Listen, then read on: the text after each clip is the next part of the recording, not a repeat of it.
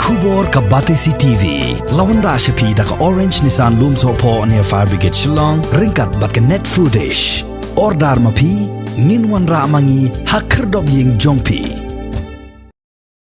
Principal Secretary Jong Tnat Labor GHP Raju haka arpo hunyo trik ubnai naitung aracara arpo way. Ula khot bat wer ya barok ki Nongbylla ki badai hok ban yo ya ka jingseo Bailutksan lingba ka Chief Minister's Relief Against Wage Loss bakin wan shakhamat ban wan Shim ya ka pisa. Abaya keren bat kilat patai kubor GHP Raju ula ong baga sorkar kalamang khnang ye gani ka pisa na ka benta ki Nongbylla ki balado ye ka bella ka sngi house nam 8000 arpo hadin ka jingwan lin shop jong ka jingpang khlam COVID-19 haga sin ka baningkong hagari ka jilla Meghalaya bada ka perthai baro ka way uli tho rubo on sakot jingelang bat ki bor badai pet ye ki bank khnang ban penthi kana bagani ka pisa kan poi shaka kti jong ki Nongbylla ki badai hok ban yo. The last year, the government of Meghalaya has earmarked an amount of rupees 38 crore 31,100. I repeat, 38 crore 11 lakhs 31,100 earmarked for as an immediate benefit to the poor laborers and the workers who lost their livelihood because of this COVID lockdown 1. So this amount was released in 2 installments on 18th April 2020, one installment. The second installment was released on 10th June 2020. The total amount was 38.11 crore. So here, there are a lot of beneficiaries came forward to claim that amount of rupees 2100 per head. So here this amount was released in 3 installments at the rate of 700 rupees per week. So 3 weeks in succession. So what the labor department done was basically they created a toll-free number of 1070 by this number is already in existence because of the COVID exigency. The toll-free number 1070 of the State Emergency Operations Center, this number belongs to that. Through this number, as well as through Emergency Operations Center located at the Lower Lashmiya Shillong, as well as the WhatsApp numbers, through WhatsApp numbers and through the offices of the district labor offices at the district headquarters, and the block labor officers were also engaged in collecting the data, the information about the claimants, basically the poor laborers, basically the wage earners, the petty traders who lost employment and the wage on account of this lockdown. So through this mechanism of, as explained above, we sought the information, the details about the name, address, the EPIC number if it is available, Aadhaar number if it is there, mobile number and bank account details. This is a very important thing. Bank account details on account including the IFSC code.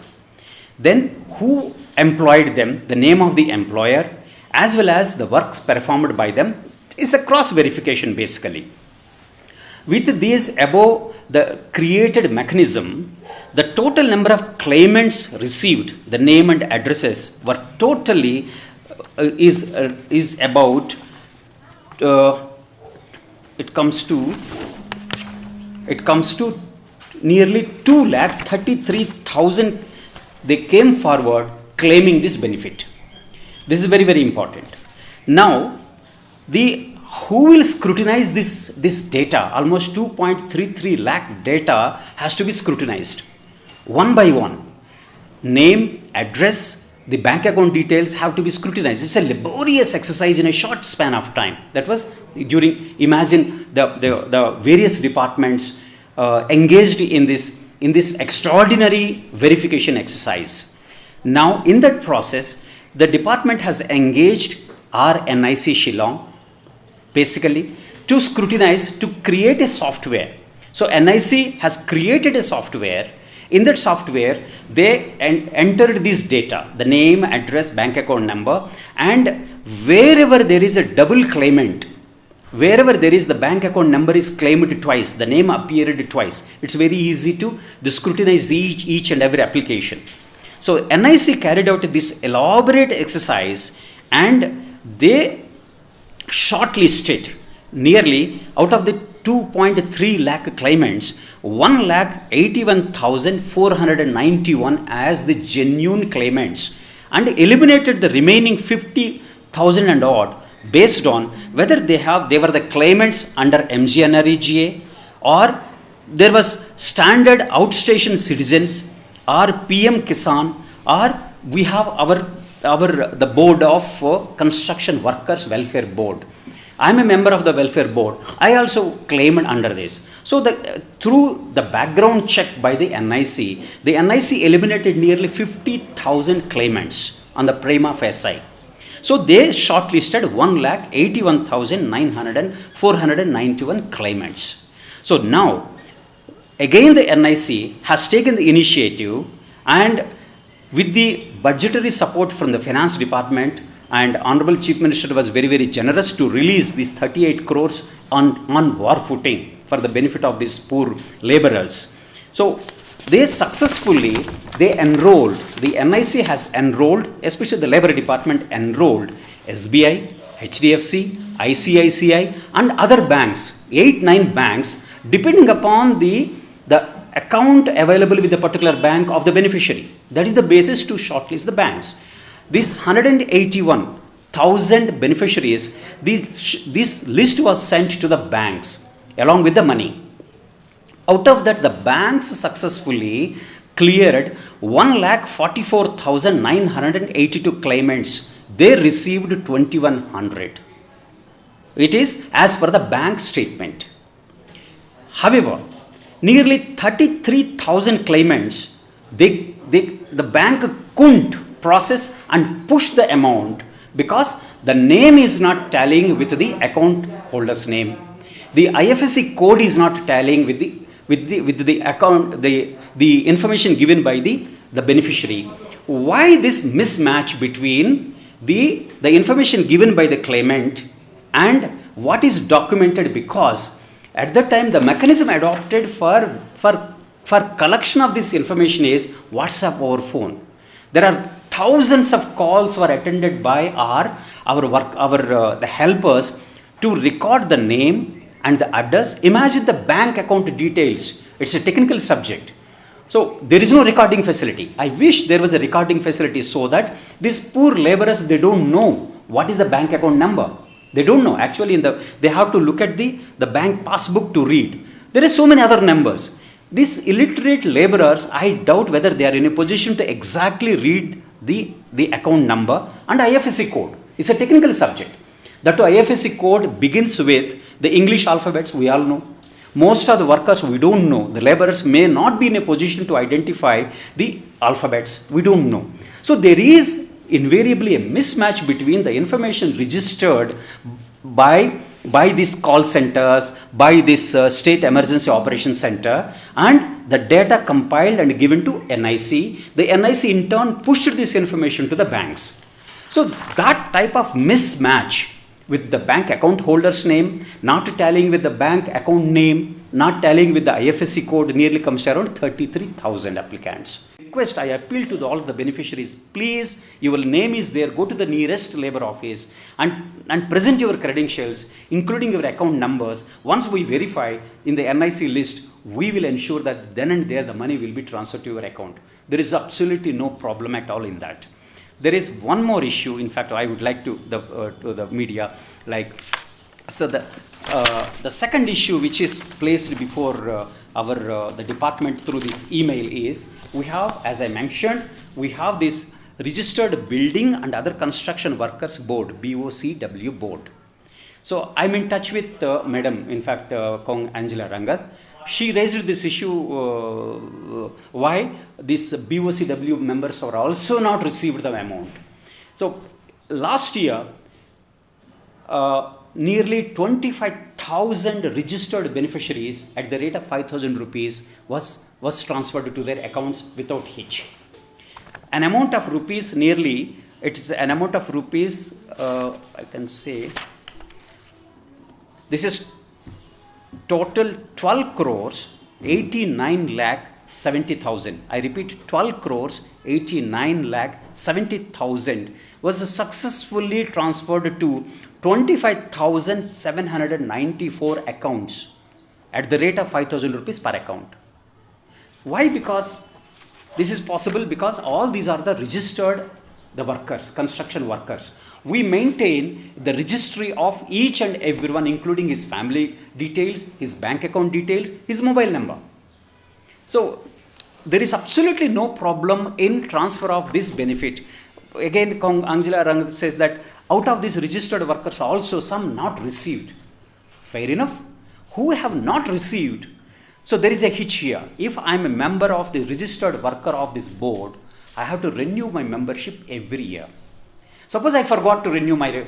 So once I have not renewed my membership, my name won't figure in this 5,000 rupees benefit. So I requested again through these NGOs and through the board, you please re-register with the board. That is as per the bylaws. So absolutely there is no problem as long as we have the authentic data available about the beneficiaries. There is no problem at all. Because the Honorable CM and the Deputy CM Labour, they took pains to keep the money readily available for the benefit of this the poor labourers. The money is still with us lying in the account of the HDFC, SB, various accounts.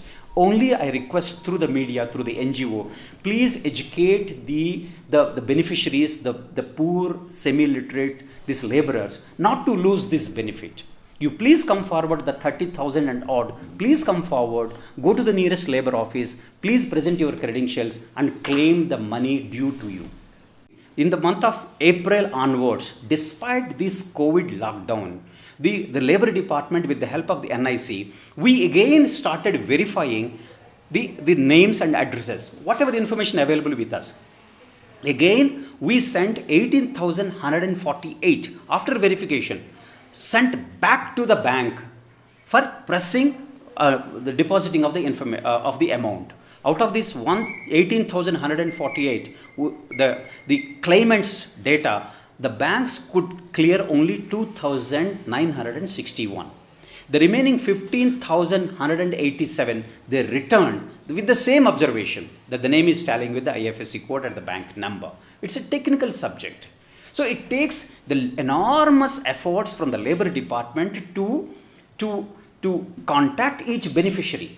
The example is that whatever the amount sent to the beneficiary, it is only through RTGS. There is no cash transactions. If there is any cash transaction, yes, there may be mismatch, there may be mishandling of the cash, there may be some allegation. Once it is through NIC software, through the bank, the system, through direct benefit transfer. So the amount disbursed, the leftover amount, nearly around 7 crores, is already available with our account in various banks. So what we are waiting for is that the further verification of these leftover account, the claimants. It is taking enormous time for us because you know very well most of these labor officers, the district level, block level labor officers are also drawn for the COVID emergency duties. So then we requested the NGO, at my level, I requested the NGO to facilitate the identification for the benefit of the welfare for the of these laborers. So second is we have created 2 helpline numbers. That is, the landline is 250-1224. I repeat, landline number 250-1224 and one mobile number 9362176360. I repeat, 6362176360 is the ready helpline number with recording facility. In fact, I insisted that the mobile shall have the recording facility because these laborers, poor, their majority of them semi-literate or illiterate. They may not know the Khasi laborer, he doesn't know any other language except Khasi. So that it shall be recorded first. So we have introduced first time the recording facility so that there is a translator available. So nearly as of now, per day we are receiving roughly around 300 complaints. That my employer is checked me out, he is not paying me, I have not received any amount. Then any call landed, it is recorded first, then transcribed, then placed it before the labor commissioner for immediate attention. The concerned labor inspector of the district from where the call originated, we are taking that data and sharing with them for immediate follow-up action. So our department is concerned about the welfare and the payment of the money to each and every eligible claimant. We have the money readily available. Through the media, friends, I again request each of the claimant who came forward and claimed this amount, come forward please. You go to the nearest labor office in your respective district, give your credentials, and the money will be transferred. That will facilitate. This money is meant for your welfare. The government is very, very generous. The money is made available to the department. But if you are not coming forward, I have manpower constraint. I have only 1 or 2 labor officers at the district level. If he has to verify 10,000 accounts on odd, it takes time, obviously. With due respect to these NGOs, my appeal to you, madam, please use your NGO network. Please help identifying and educating these claimants to come forward and take the money. It's available. Next, one of the complaints received was that only in case of 5 beneficiaries, only 700 rupees deposited. What happened to the remaining 1400? So I asked the bank, what happened to these 5 accounts? Why only 700? Sir, the first 700 gone. After that, when we pushed the second 700, it didn't. The bank, the account refused to accept the second. It is the technical issue before the bank. It's not that we don't want to issue, because as I mentioned earlier, everything is RTGS, only through online direct benefit transfer. It is a digital media. The NIC is there as the backbone. The bank is there to release the money. Next, there are nearly 2,999. They received only 1,400. Means what? The third installment of 700 not pushed through. That's what the bank is telling. We tried again and again. Now we are going to try again. So now what was the reason? The same claimant. Maybe the bank deactivated. The bank also unable to. They're surprised. So that's why tomorrow we are calling all the bank officials who are handling this transfer benefits. Tomorrow, myself and secretary, we are holding a meeting. Tell us what is the issue. Why this inconvenience to our poor workers? We are also worried. We are also concerned. We are holding a meeting with as I mentioned, but first we'll identify what is your problem, the banks. Yes. That is the guy has to release them. What is your problem? Then they will identify. Say for example, out of this, 2,999 where they received only 1,400, as that give me that 2,900 account hold. Why the third installment has not gone? Then the bank has to say the account is functional, account is not functional. Then if it is not functional, how the 1,400 gone? The bank is responsible. So we will be holding a meeting tomorrow afternoon with the bank officials. The amount earmarked 38 crores, the amount disbursed online, the amount available in the bank is tallied. Now what is the scam? Now if I pay in cash, I have taken, for example, the calling that beneficiary and taking his signature, I agree. There is a scope for manipulation and underpayment. This underpayment happened, the bank also surprised. Why only 700 first time accepted, second and third this time it did not. So there is a clear case of communication gap between the beneficiary's data and the bank. It's a mismatch. Perhaps maybe the origin, it's called type 1 error. In statistics, it's called the type 1 error. When the basic data itself is the defective, the subsequent actions invariably will not be correct, because the basic data itself is the defective. The NIC did a commendable job in scrutinizing and identifying 1,81,000 beneficiaries out of 2,53,000. It's a massive exercise. Please, in fact, I'm really surprised. We have MDCs, we have MLAs, the local, these poor labor, even some of the Rangvashnongs, they facilitated, in fact. They certified that he is the authorized person. Then immediately we released. Whoever authorized and authenticated, your excellent point, the local MLAs, these poor workers would have gone to the nearby MLAs and their political leader. He would have taken the list and sent it to us. That's an excellent suggestion. We are open to any mechanism, any solution which benefits the poor laborers. I called personally Kong Angela Rangad madam before you all coming here. I extended an invitation at my level. Tomorrow 4:15, ma'am agreed. She will be coming here because unless she wants to continue with her democratic right. I said that I can't deny that. Nobody can deny that one. That's my but she agreed to my request. So first meeting will be tomorrow. She will be coming with her the members, other members. So tomorrow 4:15 will be formally. I will be formally meeting ma'am here in my room.